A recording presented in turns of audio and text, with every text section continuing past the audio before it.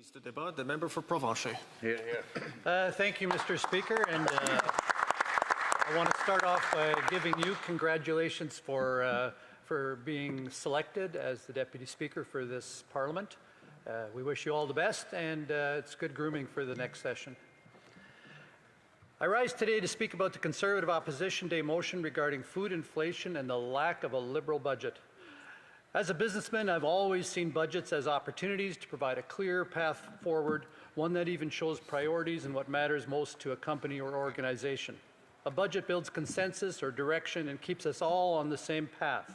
In fact, I've heard it said that a budget is a blueprint for freedom, and I would concur. A budget is like a map. It helps us prepare for the future so that we can assess how much is coming in and how much is going out. But a budget is more than just numbers. It is about making wise choices. A good budget takes care of the needs and saves a little for the wants. Let's break that down a little bit here. Now, the Prime Minister who went across the country claiming that he was the man with a plan is not providing the blueprint for his plan. Here we are, about to spend $500 billion with no budget. Look at what happened in and right after the throne speech. We were told that our new government would cap operating spending at 2% annually. And then, not even 2 hours later, a bill was introduced that boosted overall spending by 8%. That's 8% more than the Trudeau government spent in the last year of office. And yet, we were told that this government would spend less. He is spending more, and not on investments, but oddly, more on consultants. I remember reading about a senior policy advisor with the Treasury Board saying that when hiring consultants, it was hard to tell when the contract was successful or not. And he added that he knew on numerous cases where consultants were hired to check the work of other consultants. In other words, we paid money to consultants to check the work of consultants. Like, what an incompetent government. Now, here we are. The consulting spending up to a record of $26.1 billion. That's more than 36% increase in 1 year.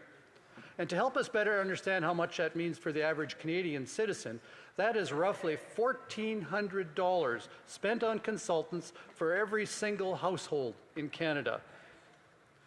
As the National Post said, this Liberal government is spending more than the previous Justin Trudeau government did, with no plan on ever getting back to a balanced budget. We need a budget, and that's why Parliament voted for the Conservative amendment to the throne speech, calling for a budget this spring.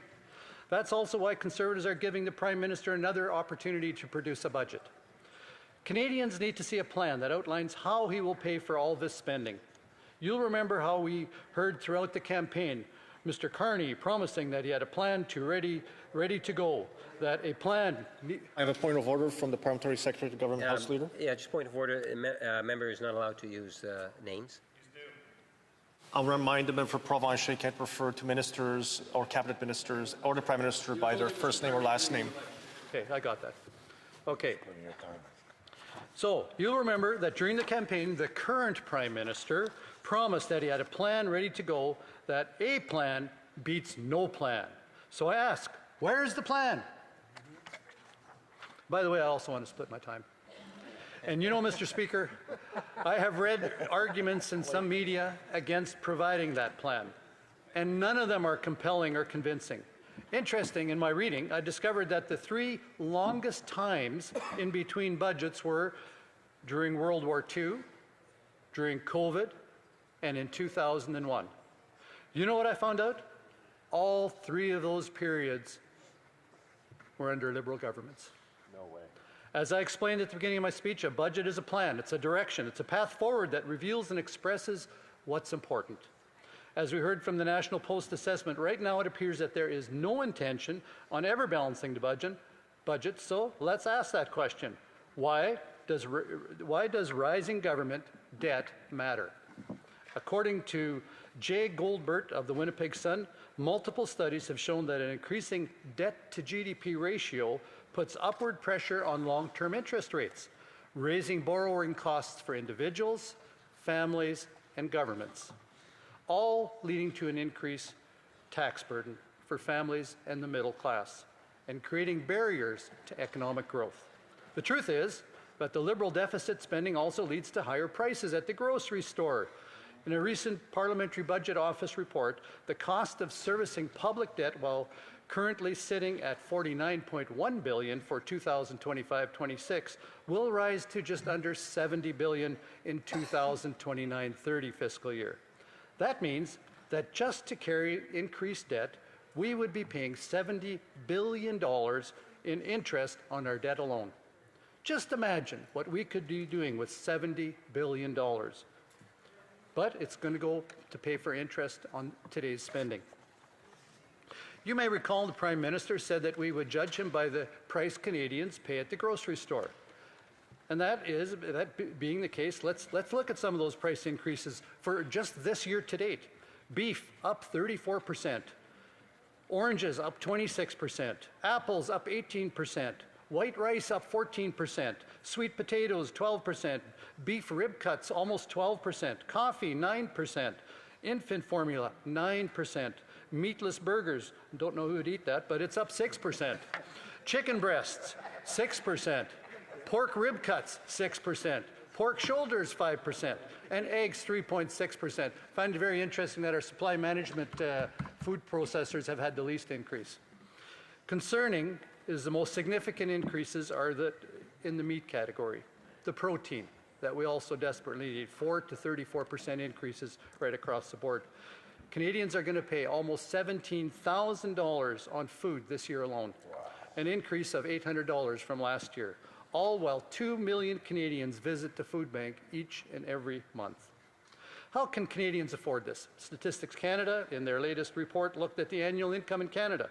The latest information shows that the median household income in our country in 2025 will be $68,400. If we take 30% off that in taxes, that leaves us with $47,000. In other words, over 1/3 of a family's after-tax income will go to food alone. And we heard in the House today that the cost of living in Ontario averages 52% of household income. So that leaves a whopping 13% of a family's income for everything else. Wow, transportation, clothing, entertainment, miscellaneous, 13%. Canadians need more than elbows up, Mr. Speaker. Get your elbows down and get to work. The Prime Minister said that he would collect $20 billion from the United States through tariffs, yet tariffs are in effect at zero for products coming from the United States. Only weeks ago, we were assured that there would be no more tariffs applied to Canada, but yet here we are. Now we're facing a doubling of tariffs on steel and aluminum. With Canada being the world's 4th largest aluminum producer and top aluminum exporter, this is concerning. In Canada, we produce approximately 3.3 million tons of aluminum every year, and all the projections say production will increase. Demand is expected to increase by as much as 40% in the next 5 years. Aluminum mining supports 9,500 direct jobs and 20,000 indirect jobs. When we translate those numbers into the impact on working Canadians, in Canada we're talking about 30,000 plus jobs that are going to be affected by these tariffs. So a 50% tariff is very alarming when the United States was Canada's largest export destination for aluminum products, accounting for 92% of total aluminum exports. From what we see, plans continue all around us. For example, I wonder which countries Canada may be talking to with regarding the purchase of our raw materials. How are those conversations going? When the President of the United States returned from a recent trip to the Middle East, he announced hundreds of billions of dollars in trade on his return. According to the presidential announcements, the EGA plans to build a $4 billion plant in Oklahoma next year. That smelter will have a capacity to produce as much as 600,000 tons a year of primarily aluminum. This will almost double the production of aluminum in the United States. Mr. Speaker, we can't be led by these promises without seeing the plan forward.